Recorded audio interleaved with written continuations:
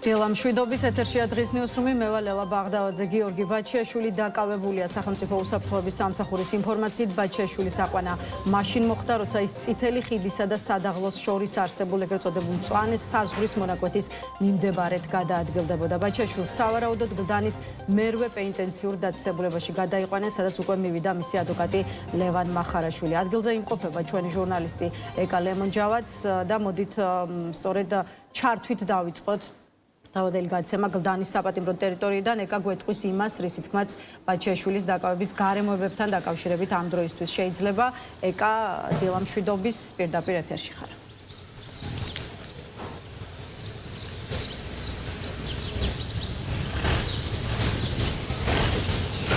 გიორგი ბაჩიაშვილი დიდი ალბათობით გლდანის მერვე დაწესებულებაშია უკვე შესახლებული. მისი ადვოკატი ლევან მახარაშვილი ამ წუთებში შედის ციხეში. დღეს დილით, როდესაც ის აქ მოვიდა, არ იყო ცნობილი და დაზუსტებული. ბოლომდე თუ სად იმყოფებოდა, ადმინისტრაცია ეუბნებოდა, რომ ის ამ დრომდე არ იყო გლდანის მერვე დაწესებულებაში შესახლებული, თუმცა ის სულ რამდენიმე წამის წინ, ვიდრე ჩვენ ჩართვას დავიწყებდით, ადვოკატი შენობაში შევიდა, სავარაუდოდ მას დაურეკეს და დაუდასტურეს, რომ ბაჩიაშვილი უკვე დაწესებულებაში შეასახლეს. ჩვენ ადვოკატს ასევე დაკავებასთან დაკავშირებით დეტალებზეც ვესაუბრეთ. ლევან მახარაშვილისთვის გიორგი ბაჩიაშვილის დაკავების შესახებ ინფორმაცია ბაჩიაშვილის ოჯახის წევრისგან გამთენიას გახდა ცნობილი. რაც შეეხება სუსის მიერ გავრცელებული ინფორმაციას, ეს სარწმუნო არ არის ადვოკატისთვის. ჩვენს კითხვაზე იცოდა თუ არა, ან ჰქონდა თუ არა მას რაიმე სახის ინფორმაცია, რომ გიორგი ბაჩიაშვილი აპირებდა საქართველოში შემოსვლას, ადვოკატმა აღნიშნა, რომ არ იცოდა ამის შესახებ და ეს ვერსია მისთვის არც არის რეალური. მოკლედ ესეთი არის სიტუაცია. ადვოკატი თუ უკვე ნამდვილად არის გიორგი ბაჩიაშვილი შესახლებული გლდანის მერვე დაწესებულებაში, მასთან შევა და სწორედ მასთან შეხვედრის შემდეგ უფრო მეტი დეტალი გახდება ცნობილი. მისი სურვილით მივიდა ის იმ ტერიტორიაზე, სადაც სახელმწიფო უსაფრთხოების სამსახურმა დააკავა, თუ როგორ მოხდა საერთოდ ბაჩიაშვილი იმ ტერიტორიაზე, საიდანაც მისი აყვანა მოხდა. რაც შეეხება საქმეს, მოდი მაყურებელს შევახსენოთ, რომ გიორგი ბაჩიაშვილს ქართული ოცნების დაამფუძნებლის ბიძინა ივანიშვილის კუთვნილი კრიპტოვალუტის 9,000-მდე კრიპტოვალუტის მითვისებას ედავებიან. ეს დაახლოებით $43 მილიონ უდრის და სწორედ ამ საქმეზე სასამართლომ ბაჩიაშვილი დამნაშავედ არის ბაჩიაშვილი ცნობილი, როგორც დიდი ოდენობით კრიპტოვალუტის მითვისებაში, ასევე დიდი ოდენობით თანხის უკანონო ლეგალიზებაში და მას საერთო ჯამში თავისუფლების აღკვეთა აქვს განსაზღვრული 11 წლის ვადით, თუმცა გიორგი ბაჩიაშვილს კიდევ ორი საქმე აქვს მიმდინარე, მტკვარი ჰესის საქმე, სადაც მას ედავებიან, რომ სამსახურებრივი უფლებამოვალეობა არაჯეროვნად შეასრულა, რის გამოც მნიშვნელოვანი ზარალი დადგა, ასევე მას ბრალი აქვს წარდგენილი საქართველოს სახელმწიფო საზღვრის უკანონო კვეთის საქმეზეც.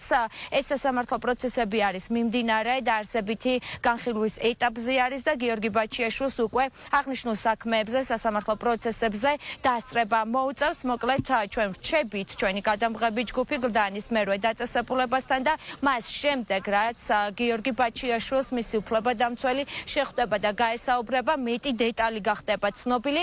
რაც შეეხება თავად დაკავების ინფორმაციას, დღეს სახელმწიფო უსაფრთხოების სამსახურმა გავრცელა სწორედ ეს ინფორმაცია და საზოგადოებისთვის სწორედ ასე გახდა ცნობილი, რომ გიორგი ბაჩიაშვილი დააკავეს ანონიმური ინფორმაციის საფუძველზე. მოკლედ საინტერესო განვითარებას ველოდებით ამ ამბების და მეტ დეტალს, როგორც უკვე გითხარით, ადვოკატისგან უახლოეს საათებში შევიტყობთ.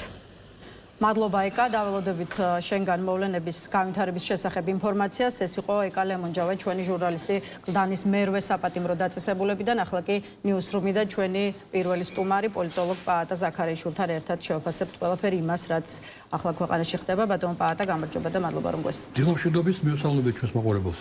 ბატონ პაატა, ივიწყებთ სწორედ ამ დროისთვის ყველაზე ცხელი და ასე ვთქვათ რეზონანსული თემით, რამდენიმე საათის წინ გახდა ცნობილი, რომ დააკავეს გიორგი ბაჩიაშვილი სუსის ინფორმაციით და კიდევ ერთხელ მივაწოდოთ მოდით ეს ინფორმაცია მაყურებლებს ის წითელი ხიდისა და სადახლოს შორის არსებულ ეგრეთ წოდებულ მწვანე საზღვრის მონაკვეთის მიმდებარედ გადაადგილდებოდა, რის შესახებაც მათ ანონიმურმა წყარომ აცნობა, შესაბამისად ბაჩიაშვილი დაკავებული. ახლა სუსის განცხადებაში ერთ-ერთი მთავარი გარემოება არის სწორედ ის, რომ ბაჩიაშვილი იმყოფებოდა ეგრეთ წოდებულ მწვანე ზონაში. ხო, ეს თავის მხრივ ასე ვთქვათ აჩენს არაერთ კითხვას. აი თქვენ როგორ ფიქრობთ, რა უნდოდა ბაჩიაშვილს, რომელიც ცოტა ხნის წინ საქართველოსდან გაიქცა კვლავ საქართველოს საზღვრის მიმდებარე ტერიტორიაზე? დიახ, უცნაური თემა, უცნაური მოვლენა, დილიდან პირველი ინფორმაციაც მივიღე, ეს არის ეს ამბავი. ძალიან ძნელია ვიცოდეთ რა უნდა, ალბათ გავიგებთ მალე, მაგრამ ძალიან უცნაურია, რომ ადამიანი როცა ასეთი სკანდალით გაიპარა საქართველოსდან და იყო სადღაც რომელიღაც არაბულ სახელმწიფოში და მეტნაკლებად დაცულად გდობდა თავს და იყო გახმოვანი რაღაც გარკვეული ინფორმაცია, თუმცა აღმოჩნდა საქართველოს საზღვარზე თანაც მწვანე ზონაში, სადაც ხელმისაწვდომი არის. ორი ვარიანტია, შეიძლება უამრავი ვარიანტები იყოს, მაგრამ ორი ვარიანტი ამ წუთში რაც ჩემ წარმოდგენაშია. პირველი შემოიტყუეს ნათესავებით, ახლობლებით, რაღაცეებით, ვიღაც ინფორმაციით, რომ მოდი რაღაცა საქმე, მეორე ვარიანტი გარიგდნენ მასთან. გარიგებას აქვს ადგილი, რომ ორივე შემთხვევაში შემოტყუება თუ გარიგება, ორივე შემთხვევაში ეს არის არჩევნების წინ. ადგილობრივ არჩევნებს გულისხმობ, თუმცა ემზადება ძალიან აღვირახსნილად ქართული ოცნება. ამ ფონზე მას ჭირდება ბიძინა მაგარიას ვარიანტი. ანუ აი ხო ხედავთ, არავის არაფერი არ ეპატიება. ეს არის შეტყობინება ახლობლებისათვის პირველ რიგში, რომ ყველას გიყურებთ, ყველას გაკონტროლებთ და ჩემგან შორს ვერ წახვალთ. ეს ერთი ვარიანტი, მეორე ვარიანტი უკვე შეშინებული ხალხის მისამართით ეს შეტყობინება, რომ არ გაბედოთ და სხვას არ მისცეთ ხმა. ან მე მაძლევ ხმას, არავისაც სახში რჩები. ანუ არჩევნების წინ ყველაფერი არჩევნებს უკავშირდება. აშკარად რაღაცა, აი როგორ მოხდა იქ მე ნამდვილად არ ვიცი, აი ორადორი მაქვს ჯენჯობით ვერსია. ან შემოიტყვა ვიღაც ახლობელმა. არ გამორიცხავთ პირადად თქვენ, რომ ბაჩიაშვილი დაბრუნებულიყო იმისთვის, რომ ითანამშრომლოს ქართულ ოცნებასთან, მათ შორის დაუბრუნოს ბიძინა ივანიშვილს ბიტკოინები და მილიონები, რასაც ეთავებია. ალბათ მოუწევს ამის გაკეთება, იმიტომ რომ უკვე აქვია დაპატიმრებულია, მაგრამ როგორ მოხდა მისი აზერბაიჯან-საქართველოს ტერიტორიაზე ყოფნა, ეს არის რა თქმა უნდა თავისთავად საინტერესოა, თავისი ნებით ჩაბარდა უხეშად ვთქვათ, ანუ გარიგებას აქვს ადგილი თუ ვიღაცამ შემოიტყუა, მოატყუა და შემდეგ აღმოჩნდა რომ შემდეგ აღმოჩნდა ხაფანგში. თუ ახლა ამ შემთხვევაში დამშრომლობანია ადვოკატი რა ინფორმაციებს გამოიტანს ხოლმე და როგორ რა კონტექსტ შექმნის. ბატონ პაატა, ვიდრე ადვოკატი გამოიტანს რამე ინფორმაციას, ბრიტანული გამოცემა Guardian-ი აქვეყნებს გიორგი ბაჩიაშვილთან ინტერვიუს, ინტერვიუ გავრცელდა უშინ ყურადღებას კი იქცევს იმ გარემოების გამო, რომ მასში ბაჩიაშვილი მისი მკვლელობის ბრძანების, ანუ მისი მკვლელობის გეგმის მომზადებაზე საუბრობს და ამბობს, რომ საუბარია ჯგუფებზე ჩრდილოეთ კავკასიიდან, სავარაუდოდ ჩეჩნებზე. ბაჩიაშვილი ინტერვიუში ხას უსვამს იმასაც, რომ მისი მკვლელობის ბრძანების უკან არ დგას ბიძინა ივანიშვილი და პირიქით ასეთ რამეს ამბობს, შიშობ ეს ბრძანება შეიძლება მოდიოდეს საიდუმლო სამსახურებისგან, ამ რომელიმე ქვეყნის გარკვეული ძალებისგან, რომელთაც სურთ ივანიშვილის უფრო დასუსტება, თუ მას მკვლელობას შეტენიან, მაშინ გაცილებით ნაკლები შანსი იქნება იმისა, რომ ივანიშვილს ამერიკის შეერთებულ შტატებთან ნორმალური დიალოგი ჰქონდეს, ან ის უფრო მეტად წამოეგება ანკესზე, ეუბნება ბაჩიაშვილი ბრიტანულ გამოცემა Guardian-ს. აი ეს ინტერვიუ რას გეუბნებათ და ამ ინტერვიუში რამდენად ვპოულობთ პასუხს კითხვაზე, რისთვის შეიძლება შემოსულიყო საქართველოს საზღვართან. საინტერესოა, მე ინტერვიუ არ წამიკითხავ ჯერ, თუმცა მივიღე უკვე პოსტით შეტყობინება, რომ ინტერვიუ არსებობს და ვიფიქრე დღეს აღამოც ავიკითხავდი. ეს ინტერვიუ კიდე მეტად ერთი მხრივ ხსნის სიტუაციას და მეორე მხრივ კიდევ უფრო დაბრუნდოვანებს სიტუაციას. აქაც აშკარად ჩანს, რომ რაკი ბაჩიაშვილი კაფეოდ ცალსახად ხელს აფარებს ივანიშვილს, არა გამორიცხული გარიგების თეორიის უპირატესობა, რომ გარიგდნენ რაღაც ფორმით და მოხდა ის, რომ სიტყვაზე მას არაფერი არ დაუშავდება, ჩამოვა რაღაც პერიოდში იქნება ციხეში, შემდეგ რაღაც მომენტში მოხდება მისი შეწყალება, მაგალითად ყაველაშვილის მიერ. არა გამორიცხული, ბუნებრივია, მაშინ სასამართლოს მიერ გადაღებული მიღებული გადაწყვეტილებით ის დაუბრუნებს ვალს, რაც მას დააკისრა სასამართლომ ივანიშვილის სასარგებლოდ. ჯგუფების მკვლელობის გეგმის მომზადებას გამორიცხავთ? აი მისი არ გამოვიცხავ ხოლმე ადვოკატი ამბობს, რომ იძულებული გახდა გიორგი ბაჩიაშვილი ასე ვთქვათ მიიღო საქართველოში დაბრუნების გადაწყვეტილება. ანუ ჩანს ინტერვიუში, მე არ ჩანს რომ ანუ ბაჩიაშვილი ბრუნდება ამ ინტერვიუში ჩანს ამ რაღაც ფორმით. არა, დღეს გავრცელა განცხადება გიორგი ბაჩიაშვილის დამცველმა საერთაშორისო იურიდიულმა ფირმა, რომელშიც ნათქვამია, რომ ბაჩიაშვილი გახდა იძულებული საქართველოში დაბრუნებულიყო და ნუ მე საუბარია იმაზეც, რომ საქართველოში წამება ემუქრება. ინტერვიუ გუშინ გამოქვეყნდა, თავის საინტერესო ინტერვიუ გუშინ ეს ეთიკურით ადრე რომ გამოქვეყნებულიყო, კიდე რაღაცნაირად ლოგიკა იქნებოდა. გუშინ გამოქვეყნებულ ინტერვიუდან გამომდინარე, ბაჩიაშვილი დღევანდელი ქმედება აშკარად თუ ეს ემთხოვა ერთმანეთს, მაშინ კარგად დაგეგმილი ოპერაციაა, თქვათ ასე, გარიგების. მე ესე ვხედავ, თუმცა რა თქმა უნდა, ჯერ კიდე დეტალები ცნობილი არაა, მაგრამ ფაქტია, რომ ინტერვიუში თუ კაფეოდ გამოკვეთილია ბაჩიაშვილის ცდელობა ივანიშვილს ხელი დააფაროს, მე მგონი აქ გარიგების კონცეფცია უფრო მკაფიო, თუმცა რა თქმა უნდა, ჯერჯერობით საბოლოო დასკვნაზე ლაპარაკი ძნელია, სულ სახამომდე მაინც ვიდრე მეტნაკლებად კაფიო ინფორმაციას არ გამოიტანს ადვოკატი და არ მიხვდებით საერთკენ მიყავს ადვოკატს არა საქმე შიდა, არამედ საზოგადოებასთან ურთიერთობები.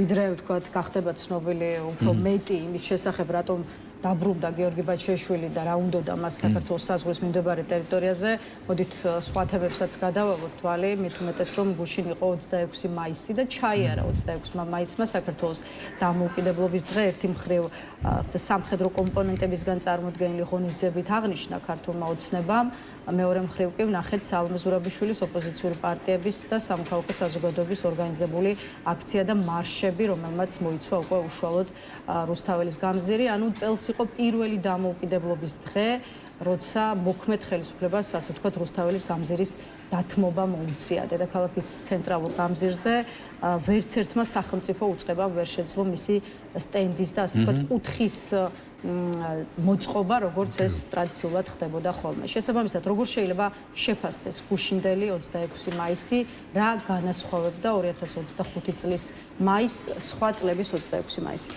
ნუ აშკარად ჩანს, რომ ხელისუფლება ქართულ ოცნების სახით ცდილობს არჩევნებამდე მშვიდობიანი შეინარჩუნოს კონცეფცია, დარბევები გამორიცხა, მაქსიმალურად ზომიერია, არ წინააღმდეგება რუსთაველის გადაკეტვას, როცა შეუძლია შეეწინააღმდეგოს და გუშინდელი დღეც ამის აი ამ კონცეფციის დასტურია, მაგალითია, რომ უქმნის მსოფლიოს განცდას და თავის ამორჩეველს და მერყევ ამორჩეველს საქართველოში განცდას, რომ ის არის მშვიდობიანი, მშვიდობის მომხრე, სამშვიდობო პოლიტიკის გამტარებელი და შესაბამისად არაპირებს დემოკრატიას პრობლემების შეუქმნას საქართველოში. სიტყვის თავისუფლების გამოხატვას, ქვია თავის სიტყვაზე ქვია მიტინგების, მანიფესტაციების ჩატარებას და ასე შემდეგ. ანუ ეს გარკვეულწილად ქართველებიდან დათმობის ნიშანია და არა დათმობის, რათა მოხდეს არჩევნებამდე და არჩევნების შემდეგ გაიფორმოს უკვე ლეგიტიმურად, რომ ის არის მისაღები ნორმალური ავტოკრატია.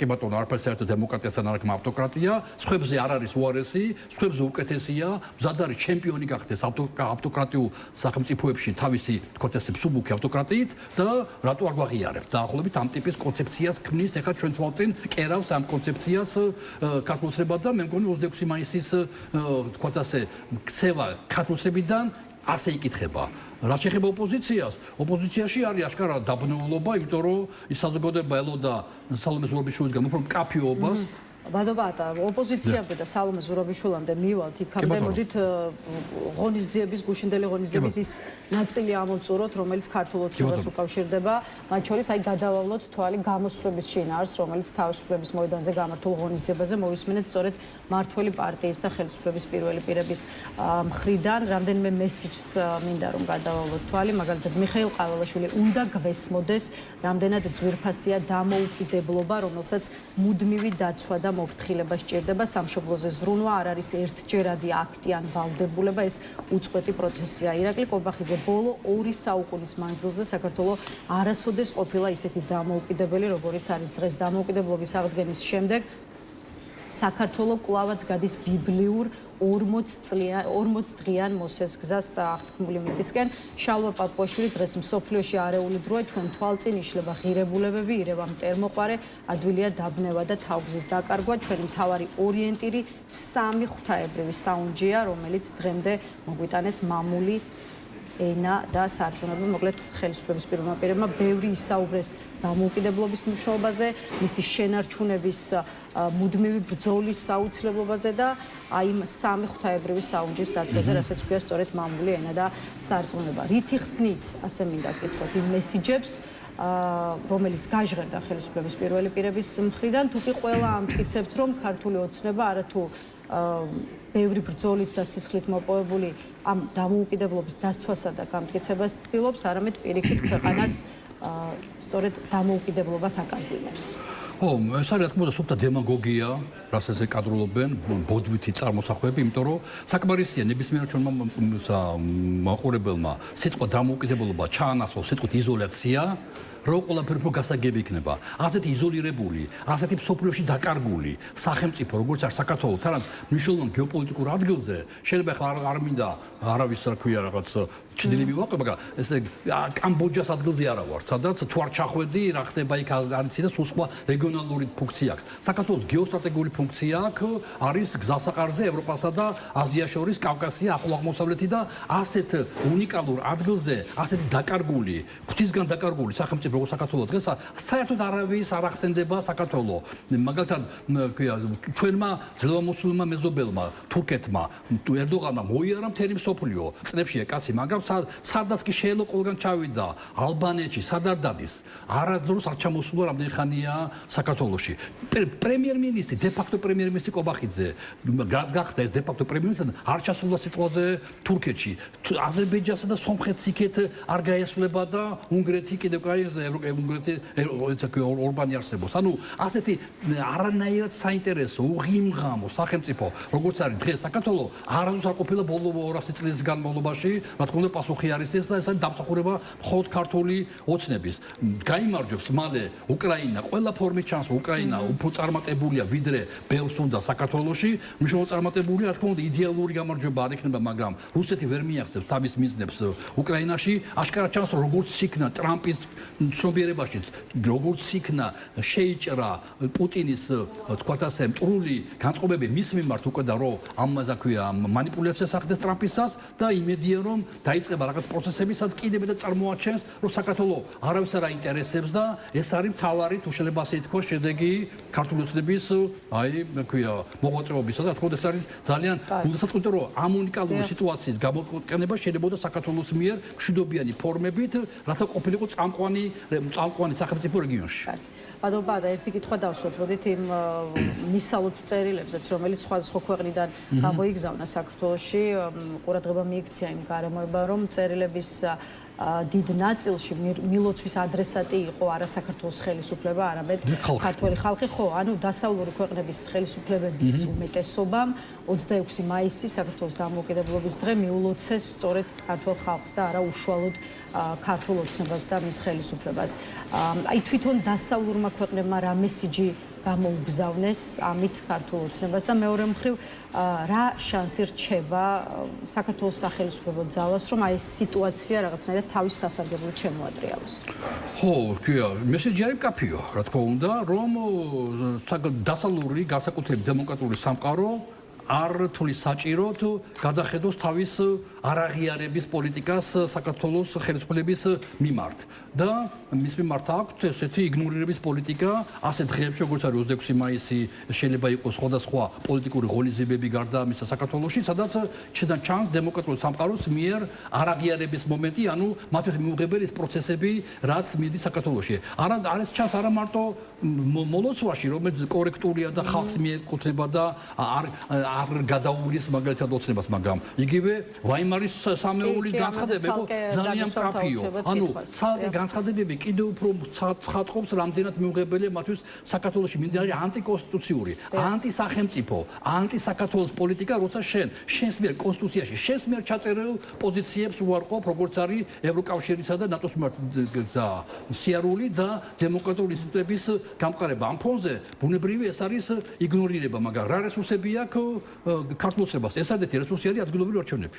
მის მიდის აი გაშმაგებული გაუქმა გააგდო მთელი ხალხი ივანიშვილის კობახიძემ და რა ქვია თავრობიდან ლილუაშვილი ჩანასვლა აჭარა გაუქმა გამოუქმა ხუთი გუბერნატორი გაუშვა ჩვენ ვერ ხედავთ მარტო ამას რომ რამდენი მნიშვნელოვანია მისთვის და ეს არჩევნები როგორც კი არჩევნებში გაივლის და მიაღწევს თავის წარმატებას ანუ მიითვისებს ხელახალ ძალაუფლებას აი მე დაიწყებს ამ პოლიტიკის გამოსწორებას დასავლეთთან აი ადგილობრივ არჩევნებზე აუცილებლად კითხავთ სულ რამდენიმე წუთში იქამდე ვაიმარის სამკუთხედის ერთობლივი განცხადება რადგან ახსენეთ მოდით უთხრათ მაყურებლებს რომ დიახ ემანუელ მაკრონმა დონალდ ტუსკმა და ფრიდრიხ მერცმა გაავრცელეს ერთობლივი განცხადება რომელშიც დაგმობილია საქართველოს ხელისუფლების ყველა ქმედება რომელიც იწვევს დემოკრატიულ უკუსვას და მეტიც განცხადებაში ნათქვამია ისიც რომ საქართველოს ხელისუფლებამ ოპოზიციასთან და სამოქალაქო საზოგადოებასთან დიალოგი უნდა აღადგინოს აი დიალოგზე რას ფიქრობთ და როგორ ფიქრობთ რა გამოხმაურება ექნება ამ რეკომენდაციას თუ მოწოდებას რომელიც ჟღერს ვაიმარის სამკუთხედის მხრიდან მეორე მხრივ ცალკე კითხვა ის რა შანსი და ეფექტურობის თვალსაზრისით რა პერსპექტივა შეიძლება ქონდეს დიალოგს თუ კი ის დაიწყება ქართულ ოცნებასა და ოპოზიციასა და სამოქალაქო საზოგადოებას სამოქალაქო სექტორი მათი გაგებით აგენტები არიან ყველა ორი კანონი დახუნძლეს რათა ვერ გაინძლეს სამოქალაქო სექტორი ვისთან უნდა კონდეს დიალოგი ეს არის დაცინვა ქართული ოცნებისა როცა აი ამ ფორმულას ცხურში გჩრის რა ერთმა მათმა ტელევიზიამ გამოიტანა ცენტრალურ ფრაზად ეს პოზიცია. უკაცრავად რომ ვის აგენტებს ელაპარაკები, უცხო ქვეყნის აგენტებს ელაპარაკები დიალოგი, წესით მათ უნდა ეთქვა, ჩვენ არაფერს ლაპარაკს არ ვაპირებთ, იმიტომ რომ ესენი ყველა აგენტები არიან და ჩვენ ეს კანონით განუსაზღვრეთ მათ. ანუ მე მგონია რომ ეს არის ფარისევლობა, როცა ქართულ ოცნებას თავი მოსწონს თითქოს აი ჩვენ მოგვიწოდებს დასავლეთი აფრიკაში ვაიმარის ქვია სამკუთხედის წარმომადგენლები, რათა დიალოგი იყოს. მათ გააუქმეს მინდორი დიალოგისა. შეუძლებელია დიალოგი კონდეს დამნაშავეს მათი გაგებით დამნაშავესთან თვითონ ხო მართლები არიან. ვიდრე ეს კანონები არსებობს, როგორც არის რუსული კანონი, როგორც არის ფარა მიმართული სამოქალაქო სექტორის მიმართ, მე ვერ წარმომიდგენია რა დიალოგზე შეიძლება იყოს ლაპარაკი. კი ბატონო, გადავიდეთ, მოდით გუშინდელი დღის უკვე იმ ნაწილის შეფასებაზე, რომელიც შუადღიდან ნახეთ, ვიდრე სალომე ზურაბიშვილის სიტყვით გამოსვლასა და გზავნილებზე გითხავდეთ, ზოგადად გითხარით, რამდენად მოგეწონათ ის, რაც რუსთაველის გამზირზე მოეწყო სხვადასხვა შინაარსის მარში, მათ შორის დედაქალაქის ცენტრალურ გამზირზე, ასე ვთქვათ, გააცოცხლეს სპორტული საზოგადოება შევარდენის მარში ზუსტად იმ ფორმით, პრინციპში, როგორიც ის ისტორიას შემორჩა 1919 წლის 26 მაისიდან, შესაბამისად, რამდენად საინტერესო დაგეგმა თქვენი აზრით 26 მაისის დღე 26 მაისის საორგანიზაციო კომიტეტმა, რომელიც ამ დღის მოწყობაზე რამდენიმე კვირის განმავლობაში მუშაობდა. მშვენიერი იყო, ნახტასებული ვარ ნამდვილად, ძალიან კარგად იყო ორგანიზებული, დიდი მადლობა ორგანიზატორებს.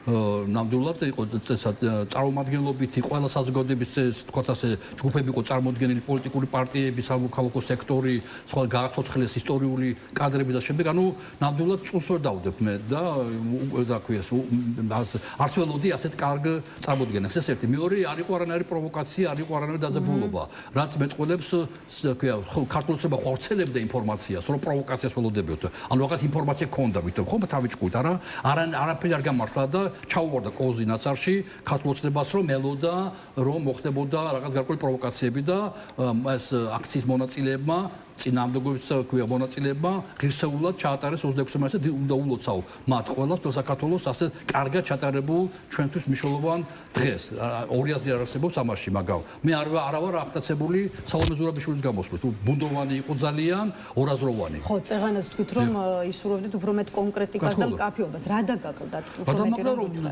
ქვია მაგალითად ერთი მხრივ ამბობს რომ ყველა არავინ არ მიდის ადგილობრივ არჩევნებზეო და მეორე იმავე წინადადებაში ამბობს რომ ყველა მზად უნდა ვიყოთო. თუ არ მიდიხარ, როგორ უნდა იყო მზად? რისთვის უნდა იყო მზად? მაშინ თქვი, რისთვის უნდა იყო მზად? მე არავინ არ მიდის, რას ნიშნავს? გახარია არ მიდის? იცი, ხო დღეს მყრელობა გახარიას. რა სიტყვიან იმაზე? რატო ლაპარაკობ წინასარ გახარიას ნაცვლად? ეს არ არის კარგი, იმიტომ რომ მე აღმოჩნდება, რომ მე ისევ და ისევ მოხდება ამ პარტიის მიმართ რაღაც გარკვეული რაღაც ინსინუაციები. შემდეგ ადგილობრივი არჩევნებიო შემოგდებულია ქართულ ოცნების მხრიდანო. როცა სიმართლეს ვსიბძვი, როცა სინათლეში ხარ, არ შეიძლება ბოროტე წარმატებას დაემსგავსო, რომ უკაცრავად არ შემოუგდია ქართულ ოცნებას ადგილობრივი არჩევნები. ადგილობრივი შემოაგდოთ მანდამაიც ეს სიტყვა გამოიყენოთ კონსტიტუციამ. კონსტიტუციის მიერ დადგენილი რეგულარული არჩევნები საქართველოში. ყოველ 4 წელიწადში საპარლამენტო არჩევნები, ყოველ 4 წელიწადში ადგილობრივი არჩევნები. 21 წელს ჩატარდა წინა არჩევნები, რა ვქნათ, გავაუქმოთ? ანუ ეს არასწორი ინფორმაცია ძალიან არაკეთილსინდისიერია უკაცრავად. მე შეიძლება კაფეოთ ლაპარაკობ, იმიტომ რომ მომხრე ვარ ადგილობრივი მონაწილეობისა, მაგრამ ასეთი არა მიზანმიმართულად არასწორი ინფორმაციით აბნევ აი ოპოზიციაში და ოპოზიციურ განწყობილ საზოგადოება. აჰა, ესე იგი თურმე ივანიშვილი შემოგდებული არა. თან არც კი უნდა, ძალიან არ უნდა ქართულ ოცნებას ეს არჩევნები. 1000-ჯერ უჩვენოდა, რო არ ყოფილიყო და შვი და წყნარად გაეგზელებინა. ეს არჩევნები აიძულებს მას ახალი გაყალბებისაკენ, ახალი რაღაცა მიხრა მოხურისაკენ, რაღაც იდიოტური ქცევებისაკენ, აი მუდმივად რაღაც ანგარიში გაუწიოს დასაბეს და ასე შემდეგ. ანუ ეს არჩევნები არის მათთვის ტვირთი ასევე. როგორც კი ჩაივლის მერე ახაც გამოჩნდება და ამდენ შენ ამ არჩევნებს ეძახი შემოგდებულს, ესე იგი შენ თვითონ არ ახარ სინათლეს ხარეს, შენ თვითონ სუფთა არ ახარ, ეს არ არის კარგი. ეს სუდი არგუმენტია, რათა დააჯერო თუგი ჩემნარი ადამიანები და ჩვენ არა ვართ ხა, ჩვენ ბევრ უმრავლესობაში არა ვართ, მაგრამ არც უმცირესობა ძალიან ბევრი ადამიანი თulis რომ უნდა მივდიოდეთ არჩევნებზე ადგილობრივზე, რა თქმა უნდა, ამავე დროს უნდა იყოს მერე უცებ შემოაგდო თემა შეიძლება იყოს ქვია დაემთხოს არჩევნებს, ადგილობრივ საპარლამენტო არჩევნები. შეიძლება გააქვს რამე ინფორმაცია თუ ცოტა ადრე რამოდენიმე თვით ადრე მათ ჰქონდა შეტყობინება რომ გვაქვს რაღაც ინფორმაცია, რაღაც შეიძლება ამ ტიპის რაღაცა თქვა, ანუ რაღაც დამაიმედებელი ინფორმაცია ზე ილაპარაკა. ეხლა საერთოდ არ გაუმეორები არ არის დამაიმედებელი ინფორმაციის არსებობა. ანუ ბუნდოვანება ყველაზე ცუდია. ჯობია იყოს კაფეო. მე გაამართლა სალომე ზურაბიშვილმა თქვენი მოლოდინი. რა უნდა გააკეთოს სალომე ზურაბიშვილმა დღეს? უნდა თქვას კაფეოთ ან ერთი, რომ არავითარ შემთხვევაში არ მივდივართ ადგილობრივ არჩევნებზე, ან მეორე, მივდივართ სამდენ და რათა, იმიტომ რომ ის არის ლიდერი, მას უყურებს ყველა, მოგწოს, არ მოგწოს, სხვა ჩვენ ლიდერი არ აყავს ახლა ამ წუთში. როცა მოგწ ლიდერი არ აყავს, არა, ყავს ლიდერი, ეს არის სალომე ზურაბიშვილი. მე სხვა საკითხია მოგწოს თუ არ მოგწოს. მან ჩემი აზრი, ჩემი ძალიან სუბიექტური აზრი. თქვას რომ მე დავიღალე ამდენი წუწაობით, არ გამოვიდა არც პლატფორმა, არც კომუნიკაცია, არაფერი, თუმცა მე დღეს სალომე ზურაბიშვილი ვაცხადებ ჩემ თავს ქალაქ თბილისის მერობის კანდიდატად. და უცებ შეცვლის რეალობას. უცებ ვისაც გინდა წამომყევით. აი რას შეცვლიდა სალომე ზურაბიშვილი თბილისის მერობის კანდიდატად? უცებ ენერგია, ახალ ენერგია შეიძენს პროტესტი. უცებ ხალხი მიხვდება ბრძოლას აქ აზრი. დაიწყება მუშაობა, თორე თბილისში შეიძლება მერობის მოგება. ქუთაისში შეიძლება, ბათუმ 4-5 ქალაქში შეიძლება. უნდა გამოყოთ ერთმანეთსაგან საკრებულოების არჩევნები და მერობის არჩევნები. საკრებულოს არჩევნები წინასწარ დამარცხებული, თავად შეიძლება ითქვას. მიუხედავად ამისა, მაინც ღირს იქ მონაწილეობა. თუ შემონაწილეობა მერობის არჩევნებში, საკრებულოში მონაწილეობა აძლიერებს მერობის ხმებს. ანუ ეს არის უამრავი თემები, უამრავი ჯიბეებია კამთებზე, უამრავი ფესვები და ჩვენ ამაზე არ მსჯელობთ. ჩვენ დასამოբედოთ ლაპარაკობთ, რომ მივიღოთ თუ არ მივიღოთ. არა და წერტილი, მივიღოთ და წერტილი. ეს არა, მე როგორც კი ღებულობ გაწყობილებას, მე მიდის რასაკეთებ იქა. თორე გამოვა რომ ჩვენ აბსოლუტურად არ გვაინტერესებს საქართველოს თბილისის გარდა და თბილისს აღარ გვაინტერესებს უკვე. გასაგებია, ბატონ პაატა, ბოლო კითხვა უნდა დაგისვათ სალომე ზურაბიშვილის გარდა კიდევ ერთი გამოსვლელი ყავდა გუშინ პარლამენტთან გამართულ აქციას, გამოსვლელი და სტუმარი ლიეტუვიდან ევროპარლამენტარი რასა იუკნევიჩიანი ჩამოვიდა თბილისში სპეციალურად 26 მაისის გამო. ამ ამბავს რა თქმა უნდა არჩაულია ქართული ოცნების ლიდერების კრიტიკული გამოხმაურების გარეშე. ისევ შალო პაპუაშვილი ის ფიქრობს, რომ პირველი რაც ქალბატონ რასას ქართულ მიწაზე უნდა გაეკეთებინა, ეს იყო ის რომ ბოდიში მოეხადა ქართული საზოგადოებისთვის მისი ფაშისტური განცხადებების გამო, თუმცა ბოდიში არ ყოფილა. ლიეტუველმა ევროპარლამენტარმა რა თქვა რუსთაველის გამზირზე, ეს ყველა მოვისმინეთ. ქართველებო გმირები ხართ, თქვენი ბრძოლა ჩვენი საერთო ბრძოლა, ბრძოლა ევროპისთვის, დიქტატორებს საკუთარი ხალხის ეშინიათ, ერთ ადამიანს დებიძინიზაციის ეშინია, რაც გარდაუვალია, რადგან რეჟიმი და საქართველოს ევროპული მომავალი შეუთავსებელია. ეს იყო რასა იუკნევიჩენის სათქმელი რუსთაველის გამზირზე მოწყობილი სცენიდან. რა გვითხრა ევროპარლამენტარმა თბილისში ჩამოსვლით 26 მაისის დღეს და რადგან მისი ჩამოსვლა ასე ძალიან არ მოსწონს ქართულ ოცნებას, მოდით ამ კონტექსტშიც კითხავთ, საერთოდ რამდენად უნდა ჩამოსულიყო? არა, ჩამოსულიყო, კარგი, მეტიც ჩამოსულიყო ჯობდა, რამოდენიმე დეპუტატო ჩამოსულიყო და ამიტომ რომ ჩვენ გვესმოს ერთი რამე, რომ ევროპარლამენტში ის როგორც კონგრესში ამერიკაში არიან ადამიანები, ჯგუფები, 5-6 კაცი როგორც წესი, რომლებიც მუშაობენ ამათვე რეგიონზე. და ევროპარლამენტში არის 5-6 კაციანი ჯგუფი, რომელიც მუშაობს კავკასიაზე, არა მარტო საქართველოზე, კავკასიაზე. რა ხდება აზერბაიჯანში, სომხეთში, საქართველოში მათ ეკითხებია. დანარჩენი რასა არის მათ შორის? რა თქმა უნდა, წამყვანი ფიგურაა. ამიტომ რასაც ამბობს რასა, ქაბატონი რასა, ევროკავშირში, არა ჩვენთან თბილისში, რა მნიშვნელოვანია. იქ ამას უფრო მნიშვნელობა აქვს. ის ჩამოწეთ ინფორმაცია იღოს პირველ რიგში, ინფორმაცია მოიტანოს ასევე, ასე რომ ჩვენ როგორია რომ ევროკავშირში თითოეულ გიჟები არიან ვიღაცეები და დანარჩენი ჭკვენები ესე არ არის. აი ამ ქართულსება რო რაც ხავს ამათ გიჟებად, ესენი არიან წამყვანი ფიგურები საქართველოს მზრუნველები, საქართველოს ძალიან უყვართ, საქართველოსზე ფიქრობენ და წარადგენენ შესაბამის ანგარიშებს და როცა ევროკავშირი გამოაქვეყნებს მოდი რამე რეზოლუციას, როგორც წესი ეს ადამიანები ამზადებენ ამას და სხვები ამას ენდობიან. არის ვიღაცა დეპუტატი, რომელიც მუშაობს მაგალითად, ქვია, ბალკანეთზე. ის ბალკანეთზე მუშაობს, ის ენდობა კავკასიაზე მომუშავე დეპუტატებს. იმიტომ რომ მან იცის რომ ისინი ისე კეთილსინზე მუშაობენ, როგორც მუშაობენ. მაგრამ აქ არ არის საუბარი მხოლოდ საქართველოში ჩამოსვლაზე, აქ არის საუბარი თბილისში ჩამოსვლაზე, ეროვნული მნიშვნელობის დღესასწაულზე.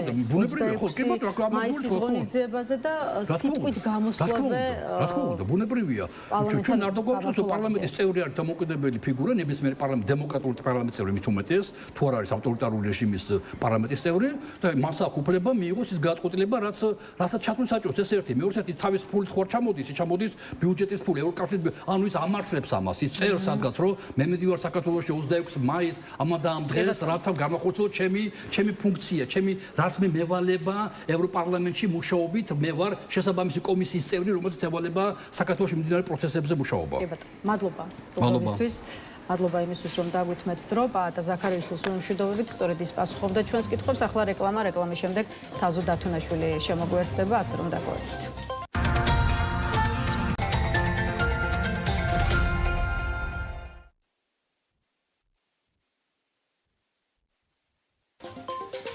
მაშასე რეკლამის შემდეგ ვაგრძელებთ პირდაპირ ეთერში მუშაობას. გვერდდება ჩვენი კიდევ ერთი სტუმარი, ლელო ძლიერი საქართველოს წარმომადგენელი თაზო დათუნაშვილია ჩვენთან ერთად. გამარჯობა ბატონო თაზო და მადლობა რომ შემოგვერდით. ბატონო თაზო, აი დავიწყოთ მოდით იმ ინფორმაციით, რომელიც რამდენიმე საათის წინ გავრცელა სახელმწიფო უსაფრთხოების სამსახურმა, დაკავებულია გიორგი ბაჩიაშვილი, რომელმაც რამდენიმე თვის წინ როგორღაც მოახერხა და საქართველოს დატოვა, მასზე წითელი ცირკულარით ითხოვა ძებრის გამოცხადება საქართველოს პროკურატურამ და არც ისე დიდი ხნის შემდეგ, საკმაოდ მოკლე პერიოდში შეიძლება ითქვას, ბაჩიაშვილის საქართველოსია უკვე პატიმრის სტატუსით. აი როგორ ფიქრობთ, რა მოხდა თქვენი აზრით, როგორ გავიდა სუსი ბაჩიაშვილის კვალზე ან მეორე მხრივ რატომ აღმოჩნდა ბაჩიაშვილი ეგრეთ წოდებულ მწვანე ზონაში საქართველოს საზღვართან ახლოს? მოგესალმებით ქალბატონო, მივესალმებით ჩვენს მაყურებელს, მადლობა ამ შესაძლებლობისთვის და თავისუფლებას ინდისის პატიმრებს ვერ გეტყვით, ვერ შევალ ნამდვილად იმ დეტალებში. მთელი ეს საქმე რაღაცა ივანიშვილის კარზე ფულის გარჩევები და იაფფასიანი ჯაშუშური რომანი, რომელიც შემოგთავაზეს უკანასკნელი თვეების ჯერ გასვლის და ეხლა შემოსვლის. მე ერთადერთ განცდას მიტოვებს, ეხლა რამეზე კონკრეტულად ლაპარაკიან რა იმის აქცენტირება და რაღაც ამაზე სერიოზული მსჯელობა არ მგონია ჩემი საქმე, მაგრამ ერთ რამეზე მეტყველებს, რომ საქართველოს მართავს ჩვეულებრივი ორგანიზებული დანაშაულის დაჯგუფება, ანუ კრიმინალური სინდიკატია და ეს კრიმინალური სინდიკატი ბაჩიაშვილის ამბავი მართლა გულწრფელად მგონია რომ რაღაცა შიდა ფულის გარჩევის ამბავი არის ივანიშვილსა და მის ყოფილ პროტეჟეს შორის და ეს დეტალები ნამდვილად არ მაინტერესებს, მაგრამ ამ საქმემ გამოაჩინა, რომ ეს არის კრიმინალური კარტელი, რომელიც მზად არის, რომ რა ვიცი, ბევრი რამე დათმოს, ბევრ რამეზე წავიდეს, სამშავ სამყაროს გაურიგდეს. ეხლა ბაჩიაშვილი თავის ნებით რო არ აღმოჩნდა აზერბაიჯანთან საზღვრის მწვანე ზონაში, ეს ხო ყველას ესმის ამ ქვეყანაში. ამის უკანონო რაღაცა ჯოჯოხეთია მთელი რიგი არა უკანონო საქმეებისა, უკანონობის სიბინძურე არის ამ ყველაფრის უკან. ეს კაცი სადღაც გაიქცა, არ ვიცი, თქვენი კოლეგები ამბობდნენ, ეხა ფორმულას უყურებდი გამოსვლამდე, რომ გარდიანს მიცა გუშინ ინტერვიუ და ამ გარდიანის ინტერვიუში ფოტოგრაფია არის, რომელიც რეგისტრირებული არის ყატარში, არის ფოტოგრაფი, ვინც არის მოხსენებული ამ სტატიაში, არის რეგისტრირებული ყატარში, ხო, რომელიღაცა ყურის ქვეყანაში იყო გაქცეული და ფაქტია, რომ ის აქ ძალით ჩამოიყვანეს. ეხა არ მგონია, რომ თავის ნებით ჩამოვიდა წითელ ხიდთან. ამიტომ ხო, უნდა გვესმოდეს, რომ ეს არის კრიმინალური სინდიკატი, სადაც აი ამ ფულის გამო სისხლი არიან ყველაფრის კადრებელ გარჩევებმა ჩვეულებრივი ფორმა მიიღო. მაშინ კიდევ ერთი კითხვა რა ემუქრება თქვენი აზრით ბაჩიაშვილს საქართველოში სხვა შორის მისი უცხოელი ადვოკატი ავრცელებს ინფორმაციას დაახლოებით 1 საათის წინ გაავრცელა უცხოურმა საერთაშორისო ფირმამ ინფორმაცია და განცხადება, სადაც ვარაუდია გამოთქმული მის თაობაზე, რომ მაღალია ქართულ საპატიმროში ბაჩიაშვილის წამების რისკი. აი თქვენი აზრით როგორ მოეპყრობა ბაჩიაშვილს როგორც პატიმარს სახელმწიფო და მეორე მხრივ რატომ იყო ხელისუფლება ასე განსაკუთრებით მონდომებული, რომ ბაჩიაშვილისთვის ხელბორკილები დაეცა? მე არ მგონია რომ ბაჩიაშვილს ისე როგორც პოლიტიკურ ტყვეებს ეხლა რომელიც ციხეში ზიან, ამ შემთხვევაში ბაჩიაშვილს როგორც ივანიშვილის პირადი ინტერესის საგანს, მე არ მგონია რომ მას მოეპყრონ ისე როგორც საქართველოს მოქალაქეს, ან ზოგადად მოქალაქეს უნდა მოეპყრენ საქართველოს პენიტენციარულ სისტემაში. მე მგონია რომ ბაჩიაშვილი იქნება პირადი ტყვე ივანიშვილის და იქნება ეს ფინანსური გარჩევის ამბავი მის კისერზე და არაფერი არ ექნება ამას საერთო ნორმირებულ ყოფნასთან საპატიმროში. ამის იქით არ ვიცი ვერ კი ბატონო, სხვა საკითხებზე გადავიდეთ და პირველ რიგში რაზეც მინდა კითხოთ, ეს არის ემანუელ მაკრონის, დონალდ ტუსკის და ფრიდრიხ მერცის ერთობლივი განცხადება, რომელშიც ის საქართველოს ხელისუფლებას მოუწოდებს დიალოგი აღადგინოს ოპოზიციურ სპექტრსა და სამოქალაქო საზოგადოებასთან. ვაიმარის სამკუთხედმა მაყურებელმა უკვე იცის, რომ გუშინ გაავრცელა განცხადება, რომელშიც ასევე დაგმობილია საქართველოს ხელისუფლების ყველა ქმედება, რომელიც იწვევს დემოკრატიულ უფლოსვლას. აი, რას ფიქრობთ დიალოგზე, რისკენაც ევროპელი ლიდერები მოუწოდებენ ქართულ ოცნებასაც და ამავე დროს მოუწოდებენ ოპოზიციურ სპექტრსაც. თუ კი ქართული ოცნება მოლაპარაკებების მაგიდას შემოგთავაზებთ, რა იქნება თქვენი პასუხი? ხოდოლელა, მე ვარ პოლიტიკოსი, ჩემი საქმე არის პოლიტიკური პროცესის წარმოება და ამ პოლიტიკურ პროცესში მონაწილეობა, როდესაც ის არსებობს. ყველაზე ბუნებრივი პოლიტიკური პროცესი, როდესაც მიმდინარეობს პოლიტიკური კრიზისი, ეს არის საუბარი ამ კრიზისის დროს და მცდელობა, რომ ეს კრიზისი გადაიჭრას პოლიტიკური გზით, ანუ მოლაპარაკებები. ნებისმიერ შემთხვევაში ეს კრიზისი მივა კულმინაციის იმ წერტილამდე, სადაც ჩვენ მოგვიწევს ერთმანეთთან დალაპარაკება, აუცილებლად გარდაუვლად მოგვიწევს ერთმანეთთან დალაპარაკება, სხვადასხვა მომენტში და სხვადასხვა ტიპის გადაჭრისას ამ კრიზისში სხვადასხვა რაღაცეებზე. დღეს ერთადერთი რაც ალაპარაკო მაგიდაზე დევს, ეს არ არის რამე ჯადოსნური, არ უნდა ეგონოს, რომ ეს ივანიშვილის პარადიგმის ნაწილია, ხო, რომ ქვეყანაში შექმნას რაღაცა გაყიდულობის სინდრომი და ცნება, რომ თუ ჩვენ ვლაპარაკობთ დიალოგზე და საუბარზე აუცილებლად გარიგებაზე ვლაპარაკობთ. არა, მეგობრებო, დიალოგი ნიშნავს საუბარს იმ ძირითად თემებზე, რომელიც დღეს პოლიტიკურ დღის წესრიგში დგას. ერთი ეს არის ახალი საპარლამენტო არჩევნები და მეორე ეს არის პოლიტიკური პატიმრების განთავისუფლება საპრობილეებიდან. ამაზე არის დიალოგი საჭირო. ეხლა ამის მიღმა რაღაცა შაუბნელ გარიგებებზე არ არის ლაპარაკი. ჩვენ პოლიტიკოსებად ჩვენი საქმე ეს არის. ჩვენი საქმე სხვა რამე არ არის. როგორც ექიმის საქმე არის, რომ განურჩეულად რაღაც მისი პიროვნული გემოვნებისა ყველას უმკურნალოს, ჩვენი პოლიტიკოსების საქმე რომ განურჩეულად ჩვენი იდეოლოგიური და პოლიტიკური მოსაზრებებისა, ჩვენ ყველა პოლიტიკურ აქტორთან უნდა გქონდეს საუბარი. და დღეს მთავარი ოპონენტი ის ადამიანი, რომელიც ხრავს ამ ქვეყანას, კლავს ინსტიტუციურად, უკან ხებს დემოკრატიულად, როგორც ეს იყო ვაიმარის სამკუთხედის განცხადებაში ნახსენებდა დემოკრატიულ უყუსვლა ამ ქვეყანაში. მადლობა დიდია ჩვენს პარტნიორებს განსაკუთრებით ამ წერილისთვის, რაც აქ წერია, ამისთვის დიალოგი არის აუცილებელი. ანუ ამაზე დალაპარაკება, ამაზე ნათელი არაფერი არ არის. იმიტომ რომ სხვანაირად პროცესი მე არ მესმის რა არის სხვანაირი პროცესი. საქართველოს მზად არის დიალოგისთვის, ახლა დავალოდოთ. ჩვენ არ გვესმის სხვანაირი პროცესი. შეღადე ძალადობის სპირალს მივყავართ ძალიან მძიმე შედეგებამდე. აი ამ მძიმე შედეგებამდე რომ არ მივიდეთ, ჩვენ მოუწოდებთ პირველივე დღიდან ეს კრიზისი რომ დაიწყო, ხელისუფლებას რომ ახალ საპარლამენტო არჩევნებზე დასალაპარაკებელი გვაქვს, პოლიტიკურ პატიმრების განთავისუფლებაზე დასალაპარაკებელი გვაქვს. აქ მედიაცია უმაღლესი დონის იქნება, დარწმუნებული ვარ და საჭირო არის. ეს იქნება თქვენი წინაპირობები, ასე ვთქვათ, იმისთვის, რომ ეს წინაპირობა არა, ეს დიალოგის შინაარსი, ხალხურლევა.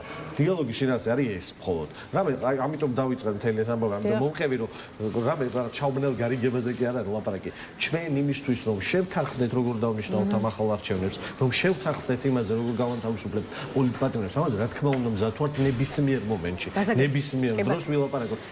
ეს არის ლაპარაკის თემები. სხვა ლაპარაკის თემები დღეს არ არსებობს. დაველოდოთ რა სიტყვის სამეულის ვაიმარის სამკუთხედის მოწოდებაზე ქართული ოცნება იქამდე მე ველოდები რაღაცა კონსპირაციის თეორიას deep state-ის მიერ ნაკარათი. სხვა თემებსაც შევეხოთ, აი 26 მაისის შესახებ არის საინტერესო თქვენი შეფასება.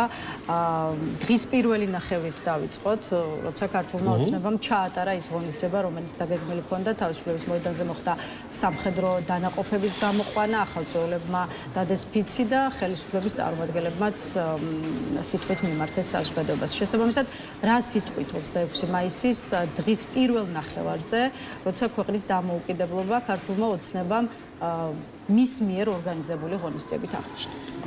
ერთ სიტყვით 1921 წლის 26 მაისი.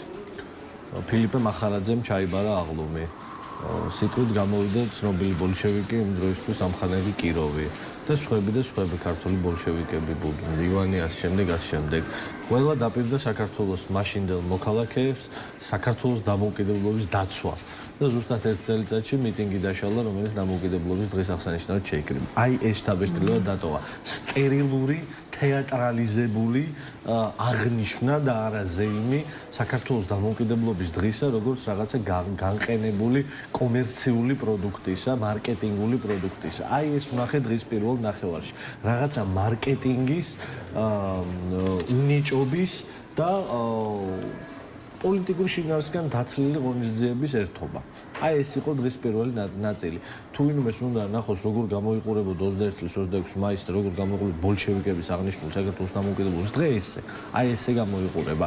მას არ აქვს შინაარსი, მაგრამ არცი და ტექსტებში, რომელსაც ამბობენ ქვეყნის უმაღლეს პირებად წოდებული ადამიანები ქალბატონელა, ეს არის ყველაზე მძიმე მთელ ამ თეატრალიზებულ მასკარადში, ეს იყო კვეთრად ანტიდასავლური, კვეთრად ანტისახელმწიფოებრივი, ნეგაციონისტური, ანუ ტრის არამღიარებელი განცხადებები, რომლებიც პირდაპირ იყო მიმართული იქითკენ, რომ მთელი აქცენტი ჩვენ დღეს მთავარი მტრისგან, რუსეთისგან გადატანილი ყოფილიყო ჩვენს მეგობრებზე და ამათ მიერ მოგონილ მტერზე დასავლეთზე მათ გააკეთეს პირდაპირ საქართველოს პრემიერ-მინისტრმა პირდაპირ ალუზია გააკეთა ბოლშევიკებსა და დღევანდელ დასავლეთს შორის. ამიტომ ამ კატასტროფაში ვცხოვრობ, ეს ხალხი არ არიან ამ ქვეყნის დამოუკიდებლობის არც მომხრეები და რა თქმა უნდა არც მცველები, ამიტომ საფრთხის ხარისხი უნდა გვესმოდეს და საფრთხის ხარისხი რაც შეეხება 26 მაისის დღის მეორე ნახევარს, როცა საქართველოს დამოუკიდებლობის დღე უკვე ოპოზიციამ და სამოქალაქო საზოგადოებამ იზეიმა მოქალაქეებთან ერთად მარშები, აქცია სალომე ზურაბიშვილის მიმართვა და ევროპარლამენტარი რასა ევგენოვიჩიანე რუსთაველის გამზირზე მოწყობილ სცენაზე. აი ეს ყველაფერი ვნახეთ სწორედ ქართული ოცნების ღონისძიების მიღმა და მათი ღონისძიების დასრულების შემდეგ. ვის რა უთხარით უკვე ამ ყველაფრით საზოგადოებას ესეც უთხარით. ვის რა უთხარით ამ ყველაფრით, ხო, ეს დღის მეორე ნახევარში კარგად გამოჩნდა, რომ საქართველოს მოქალაქეებს ესმით ის საფრთხე, რაც მათ დღის პირველ ნახევარში დაინახეს. საფრთხე ამ ქვეყნის სუვერენიტეტის დაკარგვისა, იმიტომ რომ ამ ქვეყნის სუვერენიტეტზე დღეს დათვის თათი აქვს დადებული რუსებს კობახიძის ხელით. ეს საფრთხე ბევრ ადამიანს აქვს გააზრებული და ეს ბევრი ადამიანი გუშინ საღამოს ვიხილეთ რუსთაველზე, მანამდე მარშებზე მარჯანიშვილის მოედნიდან და მინდა ყველა ამ ქვეყნის მოქალაქეს, რომელიც გუშინ იყო აქტიური და გამოვიდა ქუჩაში, მადლობა გადაუხადო იმ სამოქალაქო შეგნებისთვის, რომელიც აქვს და ისმის და დღესაც იქ არის და იცავს თავის ქვეყანას. კარგი დღე იყო ჩემთვის, პოლიტიკურად საინტერესო, ენერგიით სავსე და ზეიმი დავინახე. მე დღის მეორე ნახევარში მივხედავთ ისეთი როგორ თქვა, ცოტა სევდიანი ელფერისა, რომ ამ ქვეყნის სუვერენიტეტი დღეს არის რუსული სპეცსამსახურების ხელში სამწუხაროდ, ამის და მიუხედავად ქართული პატრიოტების ზეიმი დავინახე. მთელ იმ სულისკვეთებაში, რომელიც საღამოს რუსთაველზე იყო და ამისთვის მადლობა იმ ადამიანებს. სალომე ზურაბიშვილის მიმართვაზეც დაგისვათ ერთ კითხვას, მისი ერთ-ერთი მთავარი გზავნილი იყო, რომ ოპოზიციურმა ძალებმა არ უნდა მიიღოთ მუნიციპალურ არჩევნებში მონაწილეობა, თუკი ადგილობრივი არჩევნები ქართული ოცნების ასე ვთქვათ თამაშის წესებით ჩატარდება. რამდენად შეგვიძლია ვთქვათ, რომ ლელო ძლიერი საქართველო ერთ-ერთი იქნება იმ პოლიტიკურ ძალებს შორის, რომელიც არ ჩაერთვება ადგილობრივ არჩევნებში, თუ კი არ შეიცვალა დღეს არსებული საარჩევნო წესები და პირობები და თუ კი უპირველესად არ დაინიშნება საპარლამენტო არჩევნები. მე ვიტყვი რომ ესეც ცალსახე იყო ქალბატონი პრეზიდენტი ამ განცხადებაში, მაგრამ ხო რაღაცა კონდიციები დასვა. ჩვენ იგივე პოზიციაზე ვrჩებით ლელოძლია საქართველოში დღეს. ჩვენთვის თქვენი პირველი კითხვისა არ იყოს. დღეს ყველაზე მნიშვნელოვანი არის რომ პოლიტიკურ შედეგს მივახციოთ იმ მიმართულებით, რასაც ქვია საპარლამენტო არჩევნების ჩანიშვნა და პოლიტიკური ტყვეების განთავისუფლება საპრობილეებიდან. ეს არის დღეს ჩვენი პრიორიტეტები და ეს არის ის მისია, რომლისთვისაც დღეს ვაკეთებთ პოლიტიკას. ამიტომ ამის მიღმა სხვა საკითხებზე ჩვენ დღეს არ ვმსჯელობთ, მით უმეტეს თვითმმართველობის არჩევნებზე. ეს არ არის ჩვენი დღის წესრიგის და პოლიტიკური პრიორიტეტების პირველ რანგში აყვანილი საკითხი. ჩვენთვის დღეს მთავარი არის რომ 26 მაისის სულისკვეთებისთვის რაც ყველაზე მნიშვნელოვანი ამ ქვეყნის დამოუკიდებლობის დღის ზეიმი მოვახერხოთ მომავალ წელს და შემდეგ წლებში და ამისთვის აუცილებელი არის რომ ეს ქვეყანა დაბრუნდეს ამ ქვეყნის ისტორიულ დღეს აქტუალურად პოლიტიკურ და ერთადერთ სწორ გზაზე რასაც ქვია ჩვენი ქვეყნის დასავლური კურსი. ამიტომ ამ გზაზე ეხარ საპარლამენტო არჩევნები და პოლიტიკური პატიმრების განთავისუფლება ციხიდან პრიორიტეტი და ამაზე ვართ კონცენტრირებულები. სხვა საკითხები რა თქმა უნდა დღეს წესრიგში შემოვა და ჩვენ იმის პარალელურად რომ როდესაც ჩვენ ამოცანებს გადავჭრით გადავუწყოთ სხვა საკითხებზე. ლელოძლიერი საქართველოსგან გვესმოდა ინფორმაცია რომ მათ შორის უნდა მოემზადოთ ადგილობრივი მუნიციპალური არჩევნებისთვის მზადება ეგ არის აქსიომა. ამაზეც აღარ ვაპირებ ბევრ საუბარს, ხშირად თქვენთანაც გამეორებია და ყოველთვის ერთდაიგივეს ვამბობ. პოლიტიკური პარტიები არსებობენ იმისთვის, რომ არჩევნები ჩაატარონ და შემდეგ ამ არჩევნებისთვის, შემდეგი არჩევნებისთვის მოემზადონ. მიუხედავად უმძიმესი პოლიტიკური კრიზისისა, რომელიც დაიწყო მეორე დღეს 26 ოქტომბრის არჩევნებისა, მიუხედავად ამ კრიზისისა, ჩვენ მეორე დღესვე შევკრიბეთ ჩვენი აქტივი მთელ საქართველოში და დავიწყეთ მზადება ახალი არჩევნების. ეს ახალი არჩევნები მე დარწმუნებული ვარ, იქნება საპარლამენტო არჩევნები. პარტია, რომელიც არჩევნებისთვის არ ემზადება, ან იტყუება რომ არ ემზადება, ან არის მისთვის არის პოლიტიკაში. ადოდაზო, ბოლო 1 წუთი დაგვრჩა და მაინც მინდა მოვასწრო ერთი კითხვის დასმა უკვე თქვენი კოალიციის წარმომადგენელ გრიგოლ გეგელიაზე თავდასხმის ფაქტზე შინაგან საქმეთა სამინისტროს ერთი პირი ხავს დაკავებული, შესაბამისად გითხარით რამდენად დგამს თქვენი შეფასებით შესაბამისი უწყება იმ ნაბიჯებს, რაც ასეთ შემთხვევაში უნდა იდგმებოდეს თუ გაქვთ შენიშვნები?